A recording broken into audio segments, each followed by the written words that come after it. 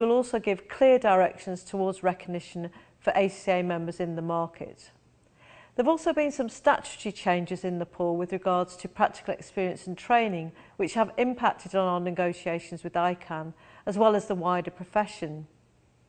We've already agreed that we will consider hosting a number of research and insight conferences jointly with ICANN in order to show our commitment to the development of the profession in that market. We have been working closely with employers too. For example, we'll be presenting Standard Chartered in Nepal with an improved employer status later this year. We're also working with the British Chambers of Commerce and Industry in Nepal towards an MOU to build greater employer recognition and awareness in the country. This year, in addition to the existing support from the Emerging Asia team, we've planned for more dedicated in-market support and resources to help support our delivery to members. This dedicated in-market resource and support should also aid us with the discussions and negotiations with ICANN and other relevant statutory bodies in Nepal. And could you tell us the current situation in Australia and New Zealand? Sure.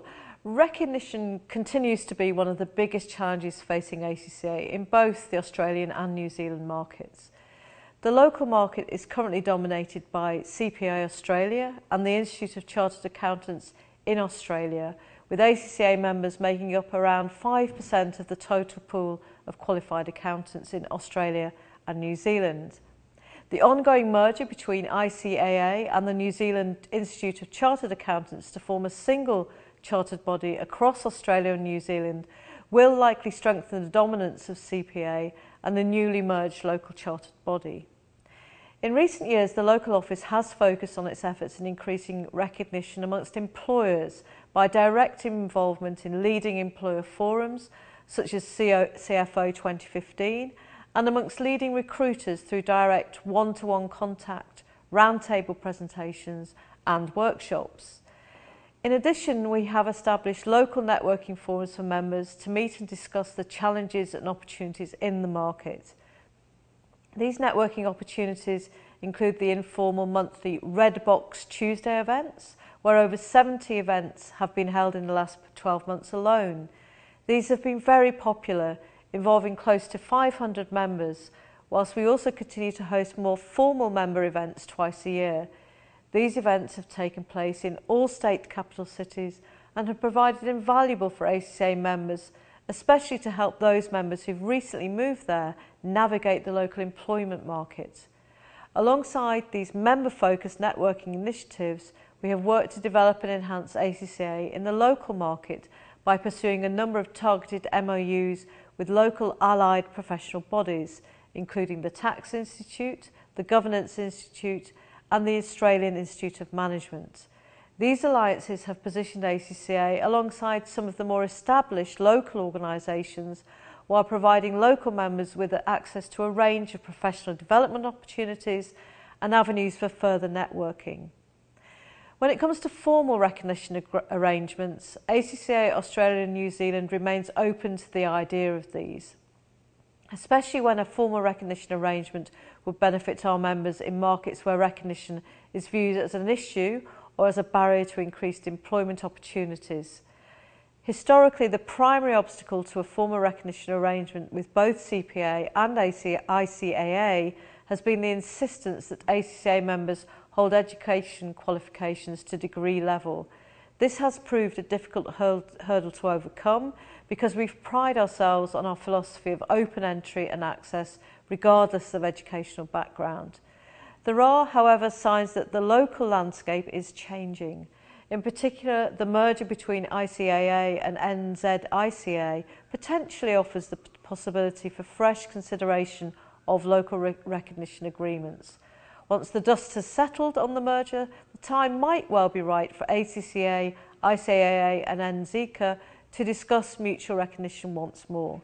This is likely more to be in 2015 at the earliest. Thank you. Let's move across the globe now to the United States of America, where a number of questions came in from both US-based members and those who are considering moving there. Martin, can you update us on the situation in the States?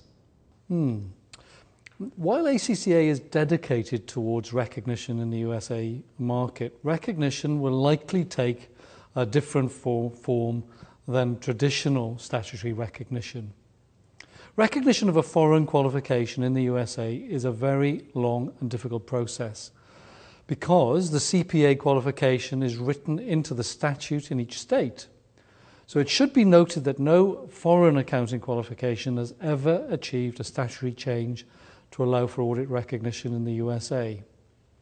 Therefore, in contrast to full statutory or mutual recognition, there are other methods to recognition that ACCA USA has focused on over the past 3 to 4 years, such as focusing on relationships with key employers, the media, and educational institutions. The primary focus for the past 2 years has been on employer and media recognition, targeting multinational corporations that operate in ACCA markets and who employ ACCA students and members. Over the past 12 months, ACCA USA has developed and grown many strong relationships with employers throughout the USA, allowing us to introduce the ACCA qualification to them and better serve our members. Now, these include holding high-level meetings with organizations such as PwC, Shell, and Microsoft, holding discussions with policy professionals from the US Chamber of Commerce and KPMG, as well as building relationships with new approved employers such as IBM and PwC USA.